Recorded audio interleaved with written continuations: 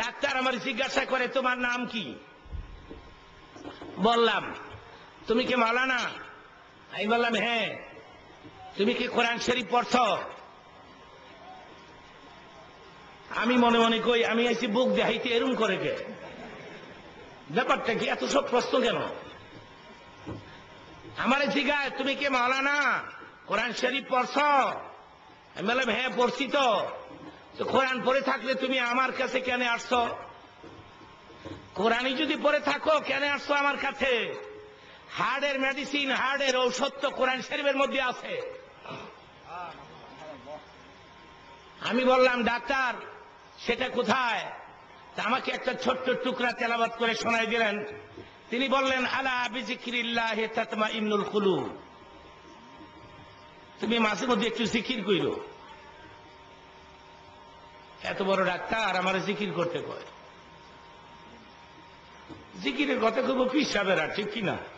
এবারটা গিললেই কইব।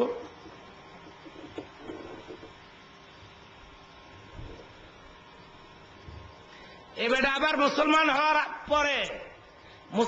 হওয়ার পরে এবারে আবার তবলিগ জমাত এক চিল্লা দিয়েছে এই ডাক্তার। চিন্তা করে নালা। আর মুসলমান হওয়ার পেছনেও তবলিগ জামাতের কৃতিত্ব, মারহাবা বলেন। কিন্তু প্রশংসা না করে পারা যায় না। তবলিগ জামাতের লোকেরা পৃথিবীর বিভিন্ন দেশে ঘুরে ঘুরে হাজার হাজার বেদিনদেরকে মুসলমান বানাচ্ছে। তো ডাক্তার আমার জিজ্ঞাসা করে তুমি মাঝে মধ্যে একটু জিকির কইরো, তোমার হার্ট মজবুত থাকবে। আমি বললাম ডাক্তার আয়াতটা কি আমি তোমাকে তেলাওয়াত করে শোনাবো? তো বলতেছি ইয়েস। তো আমি এইভাবে করে শোনাই দিলাম আলাম বিযিকরিল্লাহি তাতমাইন্নুল কুলুব। ডাক্তার আমারে কয় মাওলানা ভেরি টেস্টি মানে টেস্ট লাগে ভালো। আমারে কয় মাওলানা ভেরি টেস্ট লাগে ভালো, তুমি আরেকটু পড়ো। আমারে আরেকটু কোরআন পড়তে কয়। সুবহানাল্লাহ।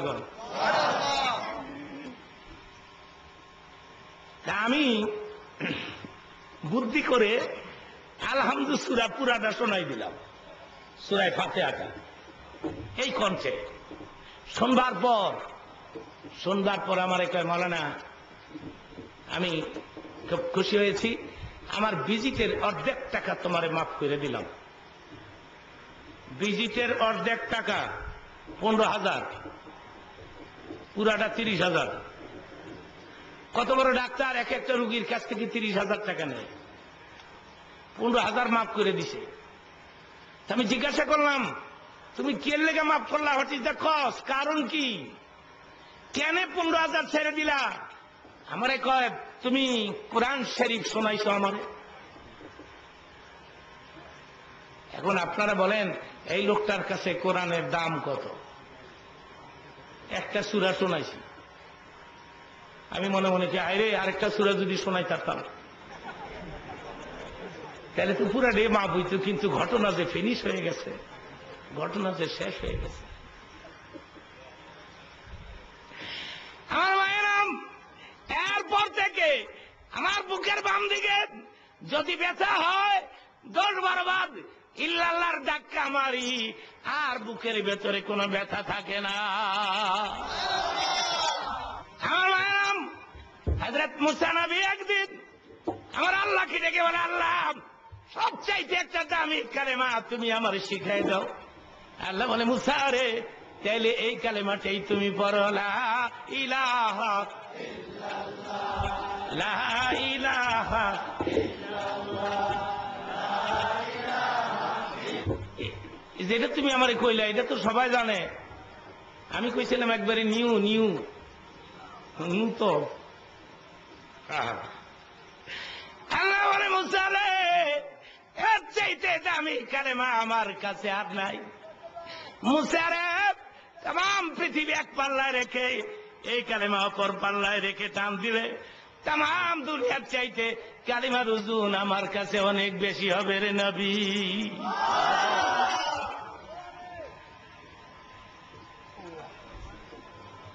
বন্ধুগণ, আমি আজকে কোরআন শরীফ থেকে একটি আয়াতে কারিমা তেলাওয়াত করেছি। এর কিছু ব্যাখ্যা আপনাদের সামনে দিচ্ছি, আপনারা বলুন ইনশাআল্লাহ। প্রথম আমি অর্থটা আপনাদেরকে শোনাই। অর্থটা হচ্ছে, ইসলামের জন্য, দ্বীনের জন্য যারা জীবন দেয় এরা মরে না, এরা শহীদ হয়। চিল্লায় বলেন মারহাবা। তারা কি হয়? আল্লাহ বলেছেন বাল আহইয়াউ, এরা চিরকাল আমার কাছে জীবিত হয়ে থেকে যায়, এরা মরে না।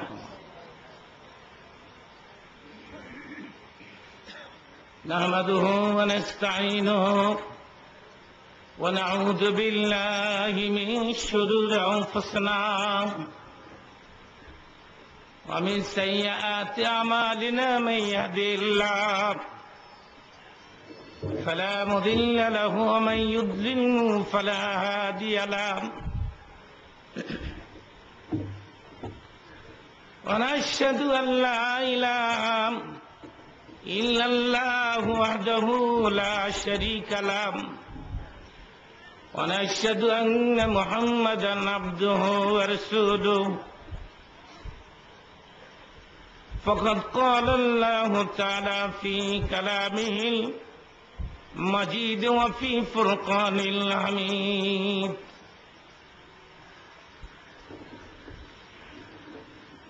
أعوذ بالله من الشيطان الرجيم بسم الله الرحمن الرحيم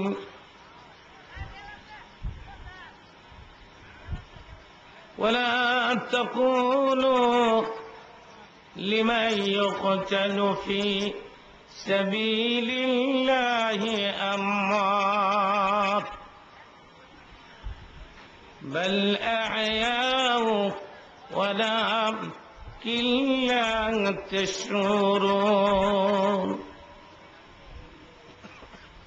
إن الله وملائكته يصلون على النبي يا أيها الذين آمنوا صلوا عليه وسلموا تسليما اللهم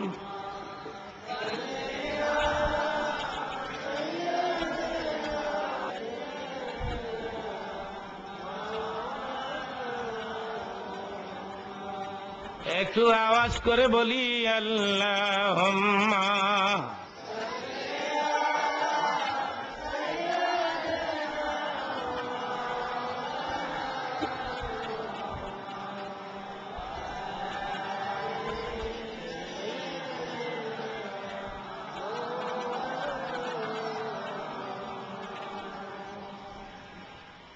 কি তূনে वफा मोहम्मद से तो हम तेरे ये जहां चीज किया लू कलम तेरे अल्लाहुम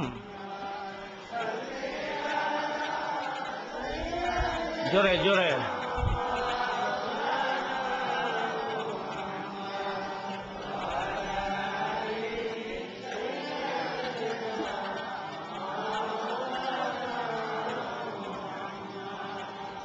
শ্রেষ্ঠতম রসুল এলে তুমি ধরা তলে, তাই তো ইহুদিরা করিল দুশ্মনী, দিনেরই দাওয়াত দিয়েছ বলে আল্লাহ।